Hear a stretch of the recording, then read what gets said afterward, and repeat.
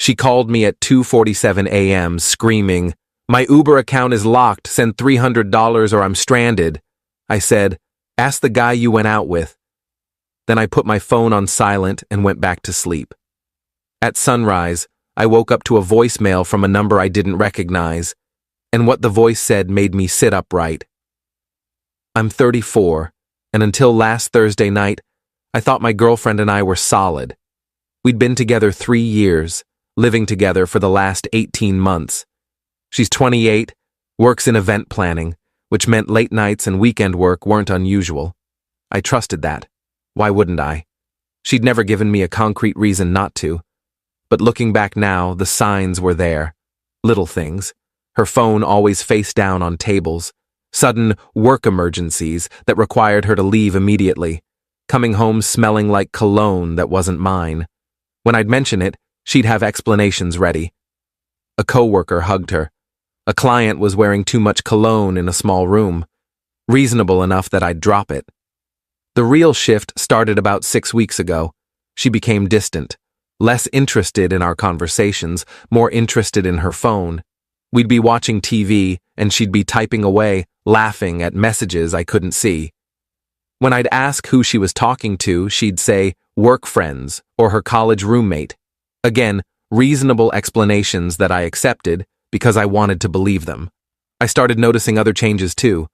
She'd started going to the gym more frequently, buying new clothes, getting her nails done every week instead of every month. At first, I thought maybe she was just taking better care of herself, which I supported. But then I noticed she never wore the new outfits around me. They'd disappear into her closet, and I'd only catch glimpses when she was getting ready to meet clients or have those work dinners. Thursday night changed everything. She left around 8 p.m., said she had a work dinner with potential clients, wore a red dress I'd never seen before, heels that made her 3 inches taller, makeup that took her an hour to apply. I kissed her goodbye at the door. "Don't wait up," she said. "These things usually run late." "How late?" "Midnight, maybe? I'll text you." "Okay. Have fun." She smiled, but it didn't reach her eyes. Then she was gone. I spent the evening working on a project for my job, ate leftover pizza, watched part of a documentary about deep-sea creatures. Around 11 p.m., I texted her. "How's it going?" No response. Midnight came and went. No text. No call. I tried calling at 12:30, straight to voicemail, tried again at 1 a.m., same thing. I went to bed around 1:30, telling myself her phone died, that she was networking, that I was being paranoid, but I couldn't sleep. Just lay there staring at the ceiling, listening to every car that passed outside, wondering if one of them was bringing her home. The call came at 2:47 a.m. I know because I checked the time before answering, hoping it was her calling to say she was on her way. "Hello? I need money, right now." Her voice was sharp, panicked, words slurring together. Background noise suggested she was outside somewhere, maybe on a street corner. "What? Are you okay?" "My Uber account is locked. Some payment issue. I need to get home and I need $300 for a cab." I sat up. "300? Where are you?" "That's not important. Just send it." "It is important if you need $300. That's not normal cab fare." "I'm far, okay? Just send the money." Something in my gut twisted. How did you get all the way out there if your Uber wasn't working? "Someone dropped me off. Now I'm stuck and I need you to send money." "Who dropped you off?" "Oh my God. Does it matter? I need help."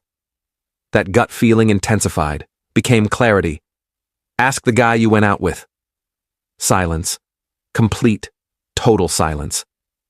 Even the background noise seemed to disappear for a moment. "What?" "You heard me. Ask whoever you were actually with tonight to give you a ride home." "I was at a work dinner." "What are you talking about?" "At 3 a.m.? Come on. You're being paranoid. And you're being dishonest. Figure it out yourself. Are you seriously going to leave me stranded?" "You're not stranded. You're with someone. Get them to drive you." "You're such an asshole." I hung up. put my phone on silent, rolled over, and actually fell asleep within minutes. The best sleep I'd had in weeks. My alarm went off at 6:30 a.m. I checked my phone, 17 missed calls from her number, 23 text messages ranging from angry demands to crying pleas to threats about how I'd abandoned her. I scrolled through them without really reading, noting the progression from fury to desperation to guilt-tripping. Then I saw the voicemail notification. Unknown number. Left at 4:18 a.m. I played it. Hey man, this is awkward, but your girlfriend gave me your number. I'm outside your apartment building with her right now. She's pretty drunk, and I wanted to make sure she actually lives here before I let her go inside. She said, apartment 4C? Can you confirm that's right? She's in rough shape and I don't feel comfortable just leaving her if this isn't actually where she lives. Call me back when you get this. The voice was male, mid-30s, sounded genuinely concerned but also uncomfortable, like he'd stumbled into a situation he didn't want to be in. I called back immediately. He answered on the first ring. Hello? This is the number you called. You said you're with my girlfriend? Oh, thank God. Yeah, I got her inside about an hour ago. She used my phone to call you a bunch of times, but you didn't answer. Yeah, I had it on silent. Who are you? He hesitated. Look, I think there's been a misunderstanding. I met her on a dating app about 3 weeks ago. We've been texting, went out once last week. Tonight was supposed to be our second date. My stomach dropped. She told you she was single? Yeah, completely single. Said she lived alone. We had dinner, couple drinks, everything seemed normal. Then around midnight she wanted to go to this bar across town. I drove because she'd been drinking. That's when things got weird. Weird how? She started getting really drunk, like sloppy drunk, talking about some guy she lives with, then catching herself and saying she meant her roommate. Then she'd forget she'd said that and mention you again. I started asking questions and she got defensive, said it was complicated. That's when I realized she probably wasn't actually single. What happened then? I told her I'd drive her home, but that I wasn't interested in seeing her again if she was in a relationship. She got upset, tried to order an Uber, but her account was locked. Some payment issue. She called you freaking out about money. You hung up.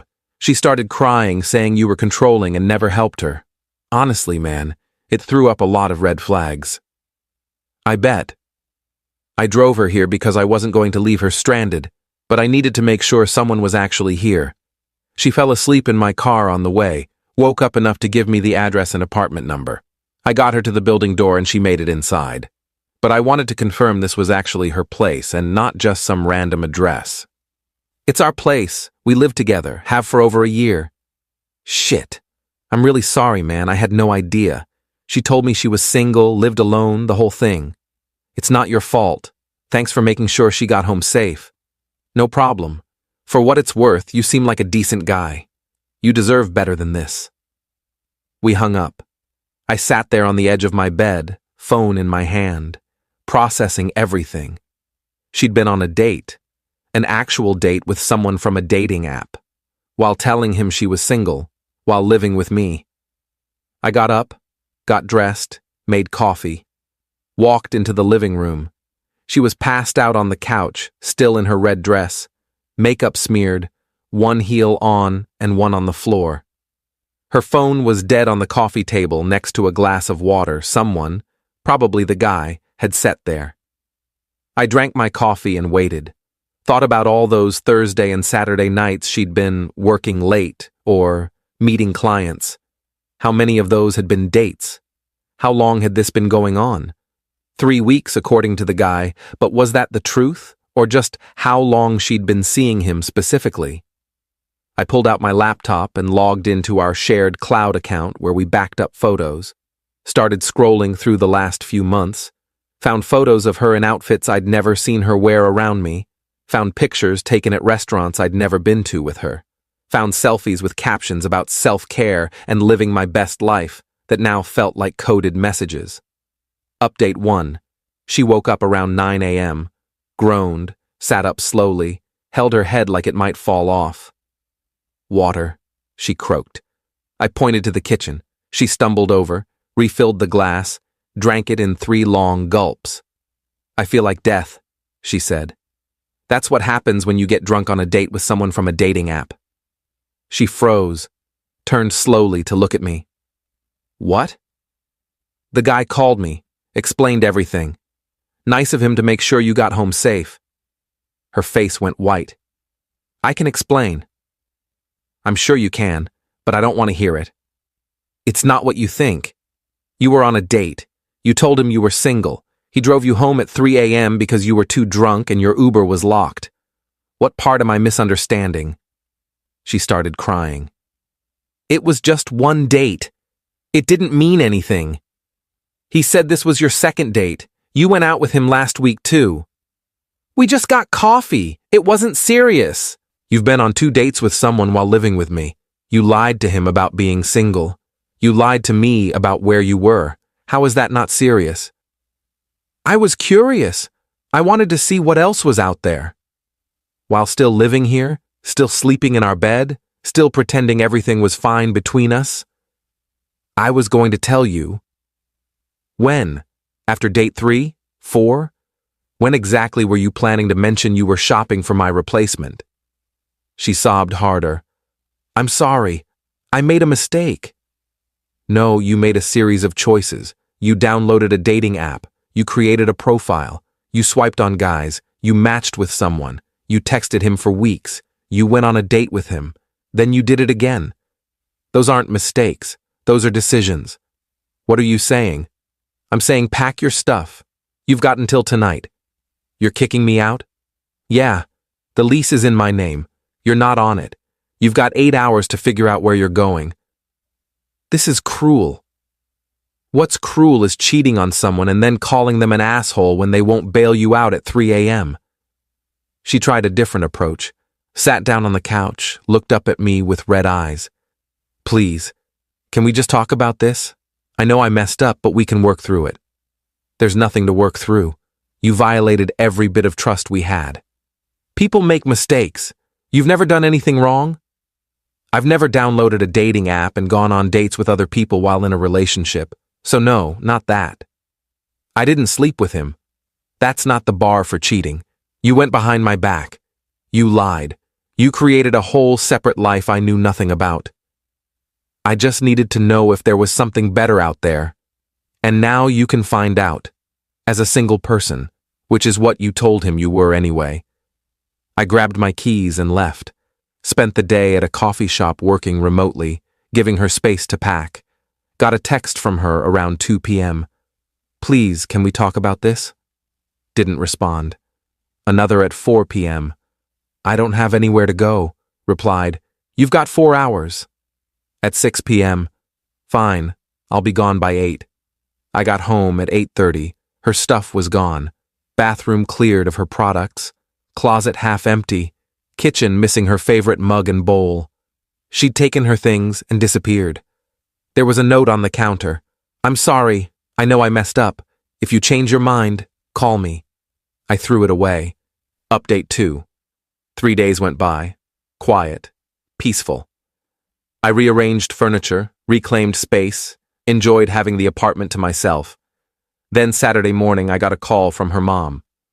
What happened? She showed up here crying, saying you kicked her out. She cheated on me. I ended the relationship. She said it was a misunderstanding. It wasn't. She went on multiple dates with someone from a dating app while living with me. Told him she was single. When she got too drunk and needed a ride home, the guy called me to confirm it was actually her address. That's not a misunderstanding. That's infidelity.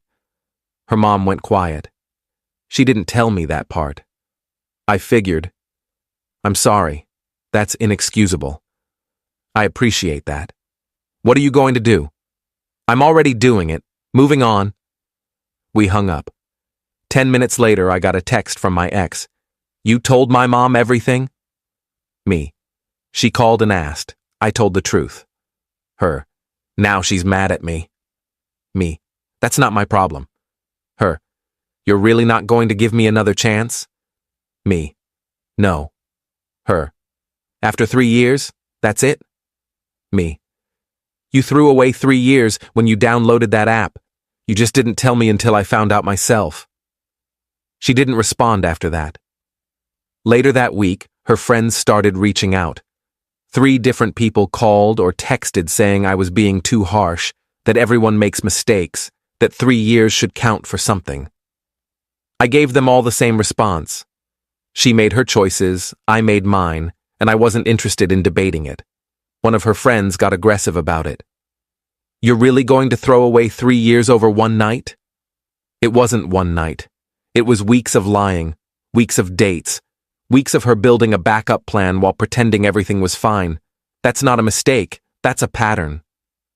She's devastated. She should have thought about that before she started swiping on dating apps. The friend hung up on me. Didn't bother me one bit. Update 3. The guy from the dating app texted me Tuesday afternoon. Hey man, hope this isn't weird, but I wanted to check in. How are you doing? I stared at the message for a minute before responding. Honestly, better than expected. Thanks for asking. Good to hear. Look, I feel awful about the whole situation. If I'd known she was in a relationship, I never would have gone out with her. I believe you. You seem like a decent person. Thanks. She tried texting me yesterday asking if we could try again. Said she's single now. What did you say? I blocked her. I'm not interested in dating someone who lies that easily. Smart move. If you ever need to grab a beer and vent or whatever, let me know. I might take you up on that. We ended up getting drinks that Friday. Turned out he was going through his own relationship mess, had a crazy ex situation from a year ago. We swapped stories, laughed about the absurdity of modern dating, actually became friends. Weird how that happens sometimes. He told me more about that night. How she'd gotten progressively drunker, how she'd started contradicting herself about her living situation, how uncomfortable he'd felt when she called me screaming for money. I knew something was off when you hung up on her, he said. Her reaction was way too extreme. Like she'd expected you to just hand over the money, no questions asked. That's because I usually did. Anytime she needed something, I'd help. This was the first time I'd ever said no. Good for you, man. Sometimes people need to face consequences. Update 4. Month later, I was at the grocery store when I ran into her. She was with some guy, laughing, holding his hand, saw me, and went pale. Hey, she said awkwardly. Hey, this is my boyfriend. The guy looked confused. I thought you said your ex was out of town. He is. He was. This is him. I nodded at the guy. Good luck, man. She's got an active dating app profile and a history of calling people controlling when they don't give her money at 3 a.m. Her face went red. That's not fair. Neither is cheating. But here we are. I walked away, heard her trying to explain to the guy as I turned down the cereal aisle. Didn't stick around to hear how that turned out. Ran into a mutual friend a week later who told me the new boyfriend dumped her after that encounter. Apparently, he'd done some digging and found out she had a reputation for overlapping relationships. Felt a little bad for him, but mostly felt vindicated that I'd dodged a bigger bullet than I'd realized. The friend also mentioned she'd been telling people I was emotionally abusive and that's why she'd needed to see other people. I laughed. Let her tell whatever story she needed to tell to sleep at night. Final update. It's been 4 months. Life's good. Really good. The apartment feels like mine again. I've been dating casually, nothing serious, just enjoying getting to know new people without the weight of a dying relationship. The guy from the dating app, we're actually good friends now. He introduced me to his friend group. We play basketball on Thursdays, grab drinks on weekends. Funny how something so messy led to meeting genuinely good people. I heard through mutual friends that my ex has burned through 3 relationships since we broke up. Apparently, she has a pattern of getting bored and looking for the next thing while still in a relationship. I'm just glad I found out when I did instead of years down the line or, God forbid, after marriage. Someone asked me last week if I regretted how I handled that night. specifically hanging up on her and not sending the money. Not even a little, I said. Some people think you were harsh. Some people weren't being cheated on and manipulated. She made her choices. I made mine. I chose self-respect. And honestly, that's what it came down to. She'd spent weeks lying to me, lying to someone else, building a backup plan while enjoying the stability of our relationship. When it all fell apart and she needed help, she expected me to bail her out like nothing had happened. But I'd done that enough, overlooked enough red flags, made enough excuses for her behavior. That night at 2:47 a.m., when she called demanding money, something in me just clicked. I was done being the safety net for someone who was actively looking to replace me. People can call it harsh or cold or whatever they want. I call it finally having a backbone. And you know what? It feels pretty damn good. I've learned a lot from this experience, about trust, about red flags, about the importance of addressing problems when they're small instead of letting them grow, about the difference between someone who makes a mistake and someone who makes calculated choices over and over. Most importantly, I learned that self-respect isn't negotiable. You can't love someone into being honest. You can't compromise your way into a healthy relationship. Sometimes the kindest thing you can do for yourself is walk away from someone who doesn't value what you bring to their life. The apartment lease is up in 2 months. I'm thinking about getting a new place. Fresh start, fresh space, fresh chapter. Maybe closer to work, maybe in a different neighborhood. Somewhere with no memories of her, no ghosts of what we used to be. My friends have been great through all this. They'd never liked her much, I realize now. They were just being polite for my sake. One of them admitted last week that they'd suspected she was cheating months ago, but didn't know how to bring it up. You seemed happy, he said. Or at least, you seemed like you wanted to be happy, didn't want to ruin that if we were wrong. You weren't wrong. Yeah, we know that now. It's funny how everyone around you can see things you're blind to, how love, or the idea of love, can make you ignore your own instincts. I knew something was off. I felt it in my gut for weeks.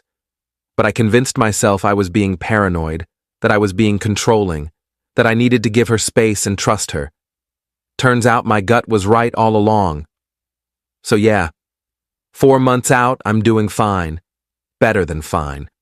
I'm rebuilding my life on my own terms, with people who actually value honesty and loyalty. And that 2:47 a.m. phone call?